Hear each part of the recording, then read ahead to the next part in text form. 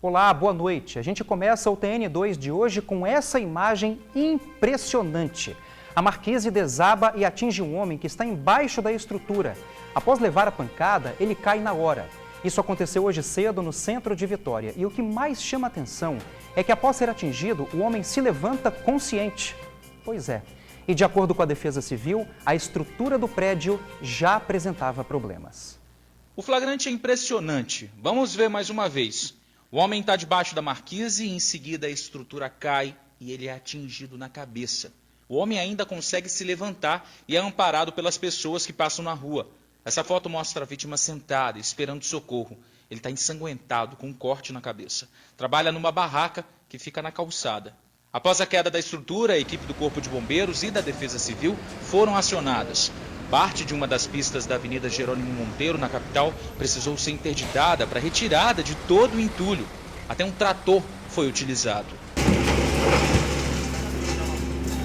Após a chegada das equipes, foi que os funcionários da loja conseguiram sair do local. A gente estava na loja, eu subi. Quando eu subi, eu ouvi um barulho e caiu o teto, só isso. Foi tudo muito rápido? Fez algum barulho antes? Como é que foi? Não fez barulho não, só na hora mesmo. A gente tava todo mundo aqui na porta. Aí vocês não conseguiram sair depois? Não, a gente ficou lá dentro. Esse homem estava num banco que fica em frente ali da região quando viu tudo acontecer. Barulhão grande. Quando eu vi o barulhão grande, eu vi um poeirão aqui, a laje caindo. Correndo para socorrer o rapaz, chutou o rapaz dentro da ambulância. Enquanto a equipe dos bombeiros retiravam a estrutura metálica que sustentava a placa que ficava na marquise, o inquilino da loja conversou com a nossa equipe. Hoje era o primeiro dia de funcionamento no imóvel. Chegamos agora de manhã cedo, estava feito na loja, colocando balão para poder fazer uma inauguração, né? Aí estavam eu e mais 3 funcionários ali dentro, de repente ouvi um barulho, corremos para ver o que era, a marquise tinha caído. Segundo a Defesa Civil, o problema aqui nesse imóvel já é antigo, já é recorrente. Inclusive, eles já notificaram o dono do estabelecimento, o dono do prédio, sobre problemas estruturais. Importante ressaltar que é uma edificação que já havia sido notificada pela Prefeitura, inclusive solicitando a apresentação de laudo estrutural, atestando a estabilidade do imóvel, o que não foi atendido. E diante disso, a Prefeitura encaminhou essa documentação ao Ministério Público. Caso seja constatado algum tipo de instabilidade na edificação, nós podemos sim interditar. Mas por enquanto ainda não temos essa informação, porque vai iniciar a avaliação após a limpeza. O homem atingido foi levado para o hospital de urgência e emergência.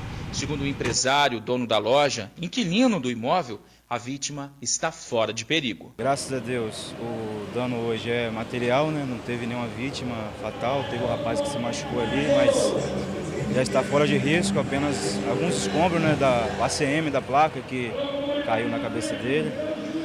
Mas graças a Deus não teve um dano maior, né?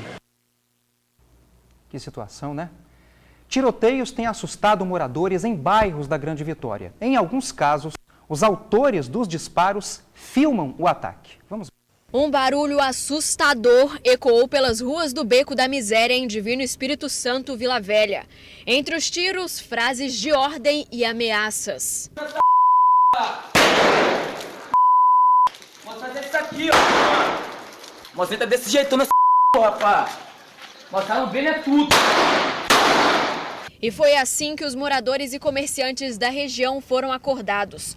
O som dos tiros quebrou o silêncio do bairro e despertou o medo. Esse seria mais um ataque de gangues rivais para disputar pontos de tráfico de drogas da região. Bem armados, eles saem pelas ruas gritando e atirando. Tudo para confrontar e mostrar poder para os inimigos. No vídeo dá para ver que eles usam submetralhadoras, revólveres e pistolas.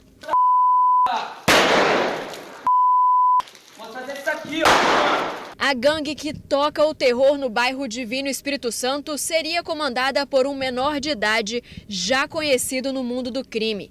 O jovem de 16 anos possui uma ficha criminal extensa, que começou quando ele tinha apenas 8 anos de idade. Aos 10 anos, ele já tinha mais de 30 passagens pela polícia. Em uma dessas vezes que ele foi detido, chegou a dizer que não se arrependia dos crimes e também que não pretendia sair dessa vida. Logo depois, ele fugiu dos policiais. O que você pensa em ser quando você crescer? Matar a polícia, me vingar. Se vingar por quê? Que bateram na minha cara. Esse jovem que você relata já tem mais de 30 passagens, então as polícias já fizeram diversas vezes os seus papéis. Agora, isso precisa de um tratamento muito além das ações policiais, porque envolve questão familiar, questão social. E esse não foi o único caso de disparos de tiros que aconteceu na Grande Vitória essa semana. Ontem mesmo, no final da tarde, os moradores do Morro do Romão e do Cruzamento foram surpreendidos com os barulhos dos tiros.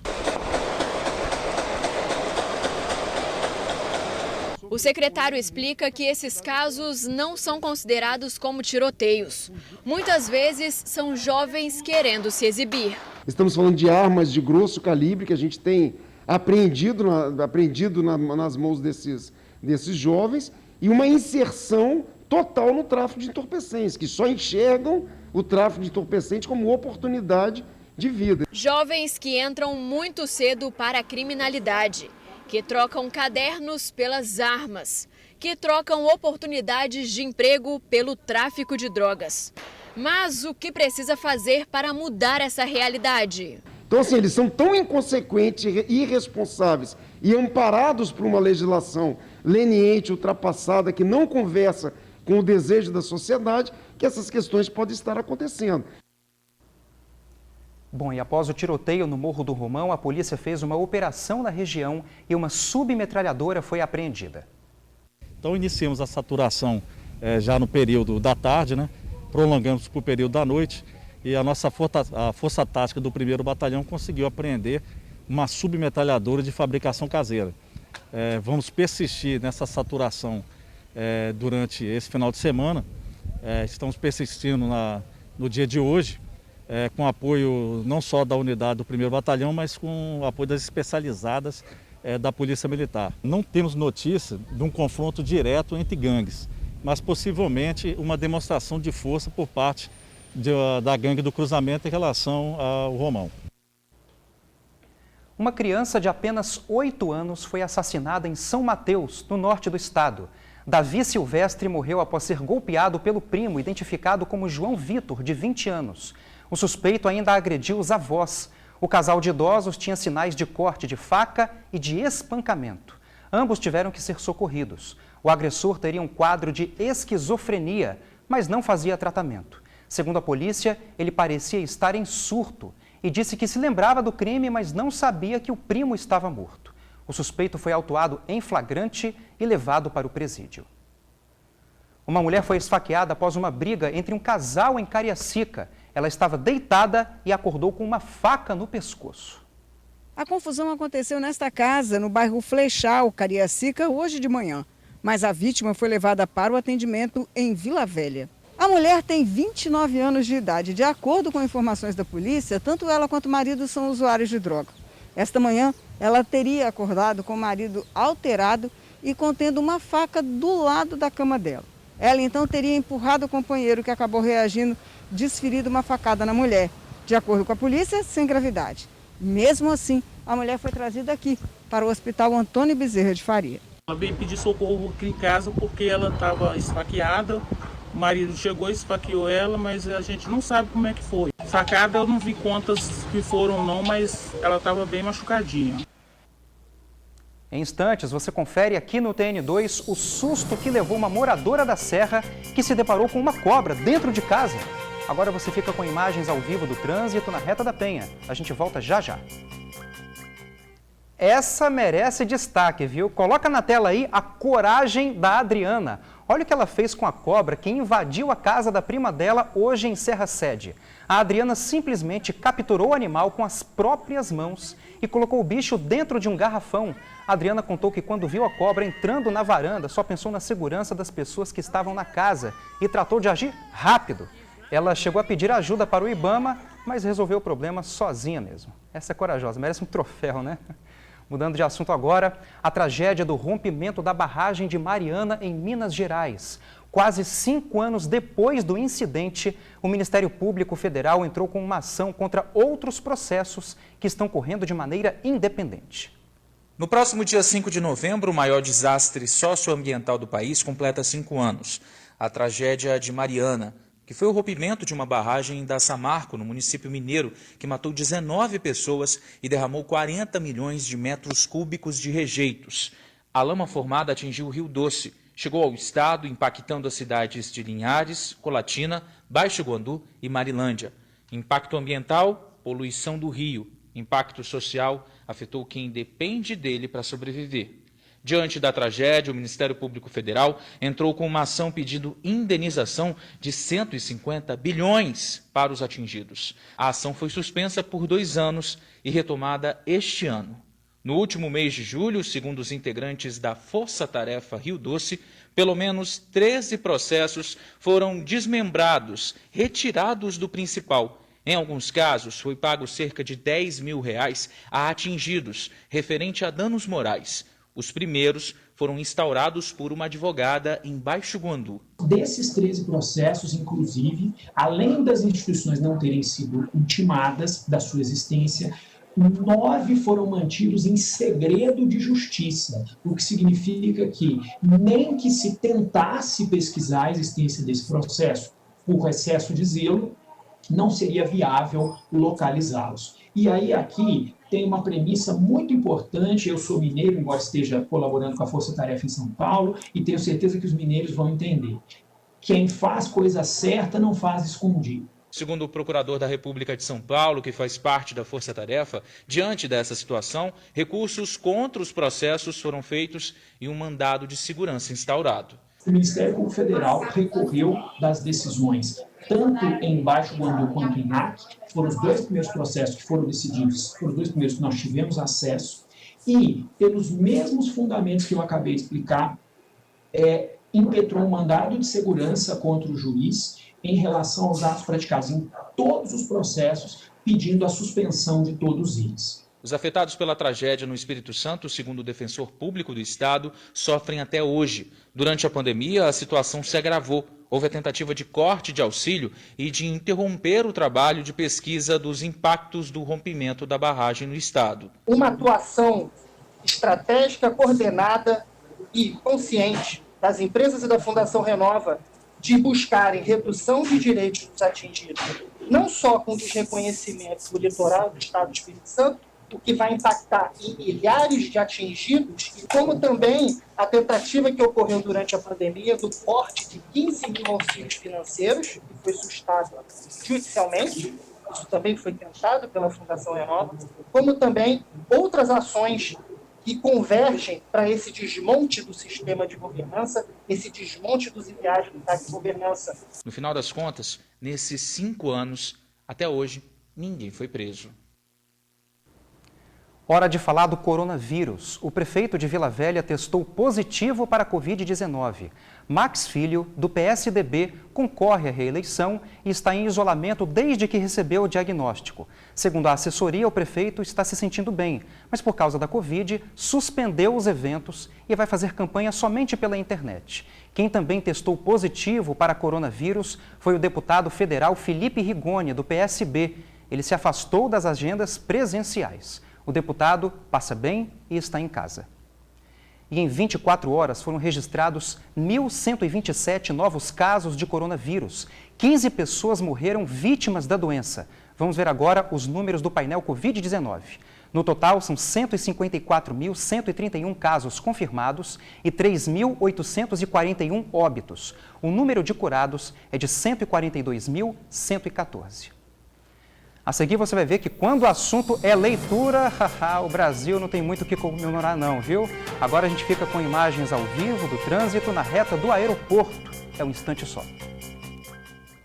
Hoje é o Dia Nacional do Livro e Vitória é a segunda capital do Sudeste que tem mais leitores. Veja na reportagem de Felipe Chicarino e Bruno Passos. Se o conhecimento pudesse ser pesado numa balança, sem dúvidas, estas estantes não suportariam tanto peso. Nem nossos pescoços conseguiriam sustentar nossas cabeças. A leitura, além do conhecimento, é uma forma de você escapar um pouco da realidade, que é tão dura, a gente está vivendo uma pandemia. Então, você viajar pelos livros, viajar pelas palavras, é incrível. Além de todo o conhecimento, Leitura também é viajar. Viajar sem sair do lugar. Viajar com personagens, com os enredos, com as histórias, com os mundos ficcionais. Pois é, mas só que o número de passageiros, o número de viajantes tem caído aqui no Brasil, tá?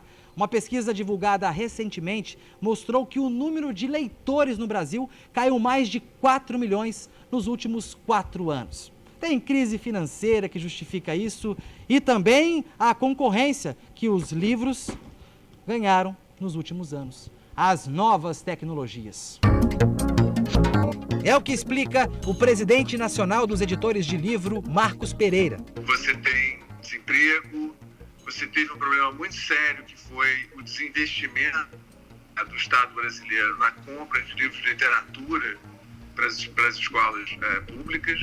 Hoje, 29 de outubro, é o Dia Nacional do Livro. E em 2020, essa data veio acompanhada com uma preocupação. Dentro da proposta de reforma tributária discutida em Brasília, existe um novo imposto que pode deixar o livro até 12% mais caro. Só que o mercado livreiro tem brigado para que isso não aconteça. Nós nos mobilizamos como indústria para mostrar para a sociedade e para o parlamento a importância do livro, a importância do fato de que o livro possui uma imunidade tributária.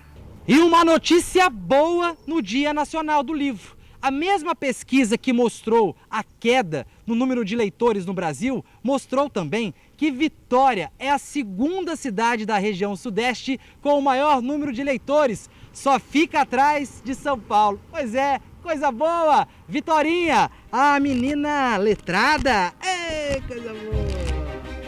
O André faz parte desta galera que curte o rolê literário, a viagem da leitura. Eu gosto muito de livros de fantasia justamente porque eles criam esses novos mundos, mundos assim, inventados, né? Que fogem da nossa realidade. Outra boa notícia, apesar da pandemia, o mercado livreiro está em recuperação no Brasil. Se a gente olhar para um período mais recente, para 2019, por exemplo, a gente viu um ano de recuperação. Na venda dos livros, eu sempre penso que a venda dos livros está atrelada à leitura. Tanto que esta livraria na Serra inaugurou durante a pandemia. No comecinho foi uma coisa bem módica, assim, a gente não tinha muitas pessoas indo na loja, mas agora está vindo mais gente para a loja, as vendas estão aumentando, graças a Deus, as pessoas estão consumindo mais livros. Impresso ou digital, ficção ou história, drama ou autoajuda, não importa, apenas leia, sem moderação.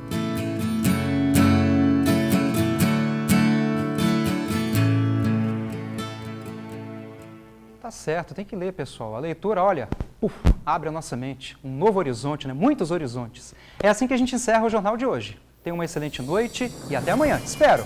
Tchau, tchau.